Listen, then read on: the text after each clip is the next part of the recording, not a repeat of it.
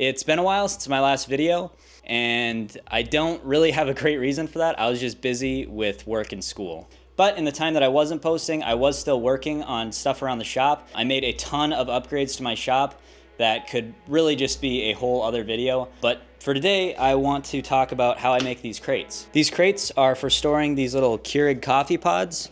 And the idea with these crates was I wanted them to just look like normal vintage like company crates that you might see in like an antique store or something like that. But the twist with these is that these sides are actually drawers that come out, so you can store multiple levels of coffee. Each of these drawers holds 15 of these coffee pods, and there's 3 drawers, so 45 pods for the whole crate. And these crates stack really well, so if you needed more storage, you could always just add another crate. I have been working on these crates for several months, and I have made a lot of prototypes, and I usually don't do that. I usually make a project good enough once for a video and then move on to the next thing. But a big woodworking goal for me this year is to actually make money doing this. I've spent a lot of money on this hobby, but I've not seen a ton of return on that. So a big part of trying to achieve that goal is to actually start selling more of my work, which means making things that aren't just good enough for me.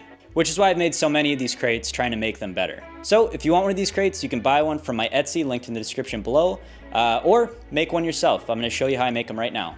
So to make one of these crates, you are gonna need some 1/4" plywood, a section of 1x8 pine, and a section of 2x6 pine. I'm gonna start off with the 1x8, and I'm gonna use that to make the 2 short sides of the crate. And these 2 sides are gonna have a bunch of grooves cut in them for the drawers to slide in and out of.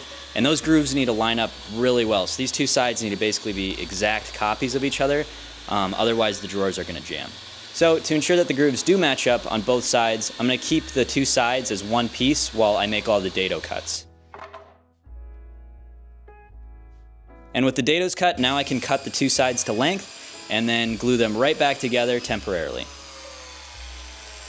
And the reason I'm gluing them back together is, again, to make sure that these 2 sides match up really well. This way, I only have to cut out the handles once, and it'll make an exact match on both sides.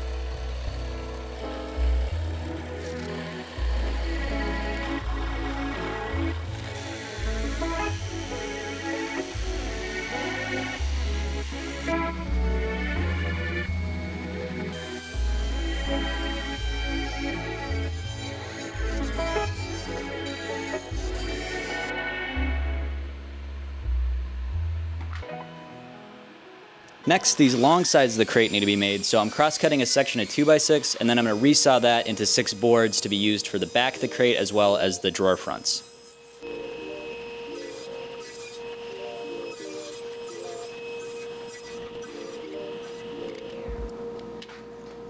And again, the goal with these crates is to make them look old and vintage, so to do that, I'm going to add some saw marks with my bandsaw.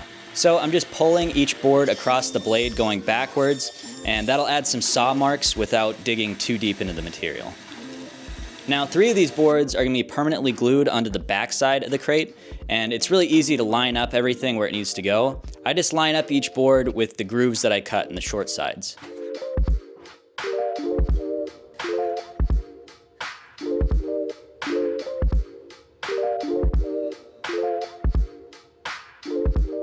The other 3 boards are going to be used later in the project, but first I need to make the drawers that they're attached to.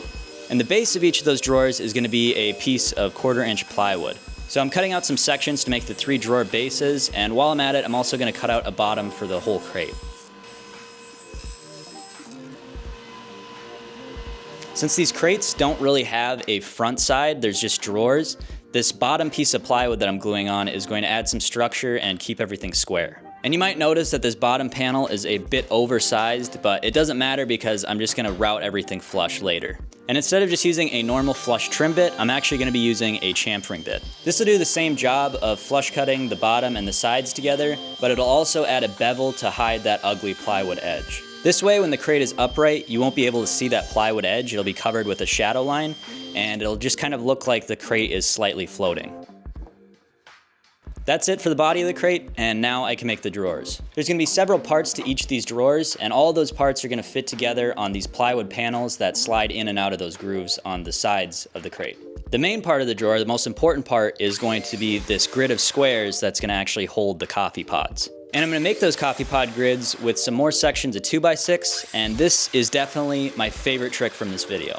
Maybe you won't end up making a coffee crate like I am, but this trick could be used to make a small parts organizer or several boxes really fast. So I made kind of a finger joint jig on my miter gauge, and I'm using a 1/4-inch dado stack on my table saw, and I'm just gonna cut a groove every 1 3/4 into each of these sections of 2x6.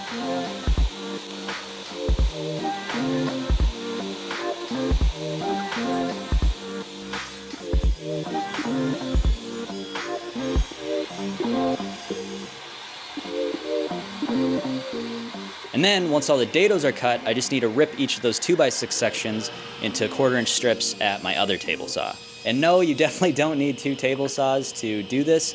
The only reason I'm using 2 table saws right now is because I just bought this SawStop table saw, and I did not realize that my old 8-inch dado stack would not fit in it.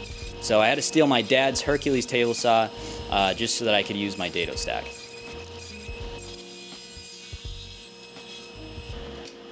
And now you can see all those strips I just cut are going to fit together perfectly to make the coffee pod grids.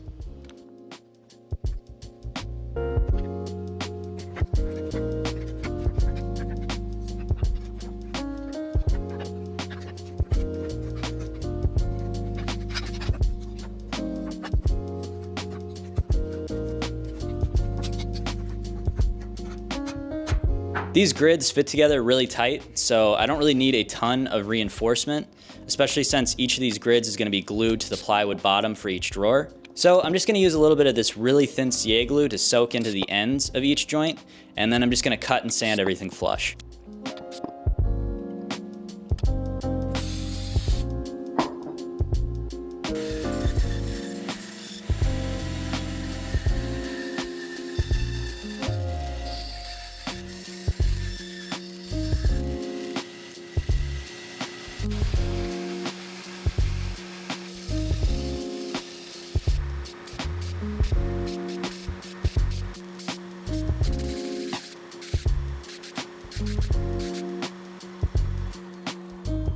All right, so there's one more part, or I guess set of parts that I need to make before I can start assembling the drawers, and that's just these really easy 45-degree little trim pieces. And the only reason I'm even making these is so that I have something to attach the drawer fronts to, because that plywood is so thin, it's only 1/4 inch, so I can't really glue the edge of that plywood to the drawer fronts. I need some type of transitional piece.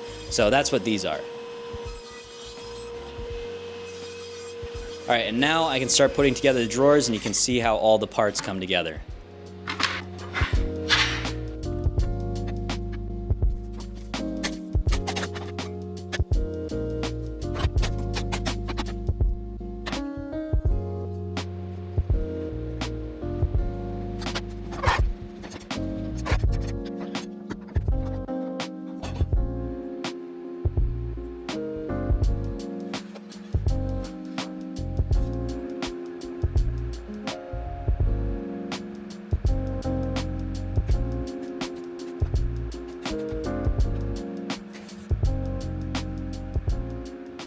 All right, the crate is turning out well. All of the drawers fit as they should, but the crate still looks new. So to make this new crate look a bit older, I want to stain it. And originally I was just going to use normal wood stain to do that, but I thought it'd be cool if I actually stained the coffee crate with real coffee. And since coffee is so much cheaper than normal wood stain, I was able to fill this whole bin with this coffee wood stain. So now, instead of trying to get good coverage with just a brush, trying to get into every nook and cranny of the crate, I can just dunk the whole project into this bin and save a ton of time.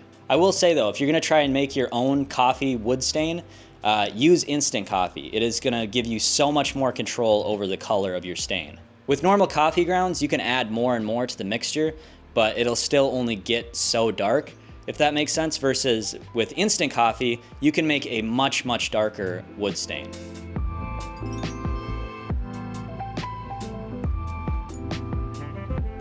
The crates are pretty much done at this point.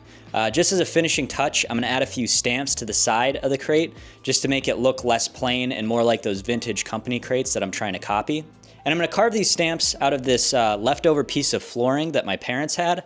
And it has this sort of rubbery backing to it that has some give to it, so it'll be perfect for stamps. The stamps turned out really well. I am still very new to using the CNC, so I'm honestly a little surprised at how well they turned out. But now I just need to make a jig that will help me keep the stamps centered when I stamp them onto the drawer fronts.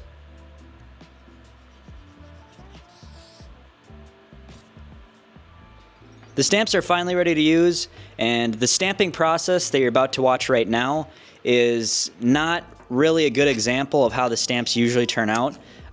This is a bit of an outlier in the fact that the stamps actually turned out really well. They turned out really clean, which you would think would be a good thing. But again, the goal with these crates is to make them look old and vintage. And when you see old crates, the lettering on them is usually faded and chipped. So I would have liked a little bit of the lettering to be missing from these stamps. But luckily, the stamps almost never turn out this well. By the way, these stamps, the coffee roasters and 1923, if you're wondering if there's any deeper meaning to any of that, there is not. I showed these crates to a few friends and they were wondering what the date meant. It means nothing, it's just an old date.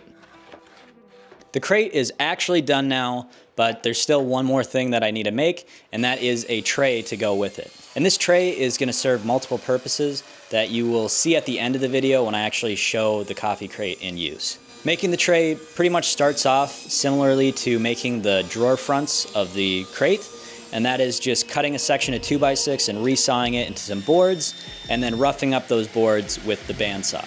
And these boards are going to make up the main body or the main panel of the tray. And then I'm just going to rip a few thin strips of 1x8, and these are going to be used to make the ends of the tray.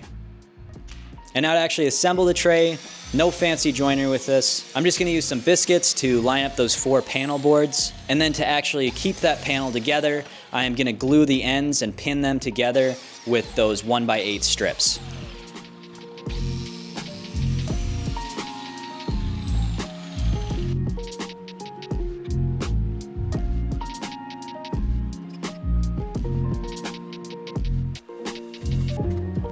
I'm using the coffee crate as kind of a spacer for gluing on the 2 ends of the tray, and I'm doing this so that when the tray is done, it'll be able to friction fit onto the top or the bottom of the crate.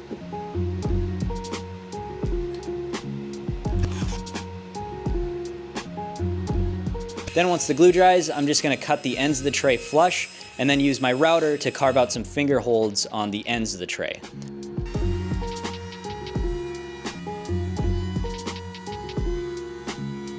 And then just like the coffee crate, I am going to give the tray a quick dip in coffee stain.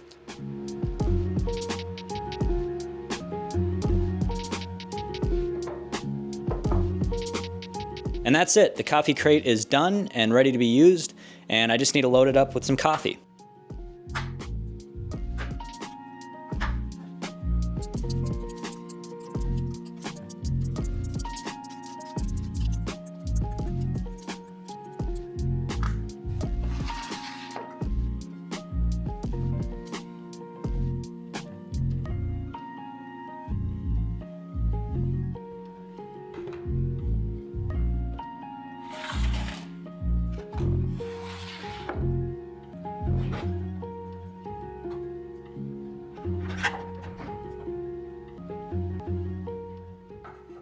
And now you can see the tray that goes with the coffee crate. And the reason for it is because when I showed this crate to a few of my friends, they thought it'd be nice if there was a top to the crate so that you could stack stuff on top of it without it just being on the K-cups. And honestly, I don't like the way that it looks with a top. I think it takes away from the look of the crate.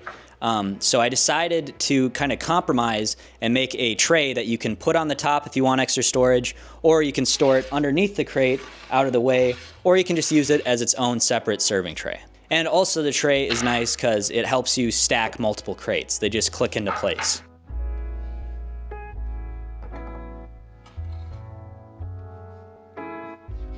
And that's it. Thank you very much for watching, and I will see you in my next video, which should hopefully be out sooner than 7 months from now.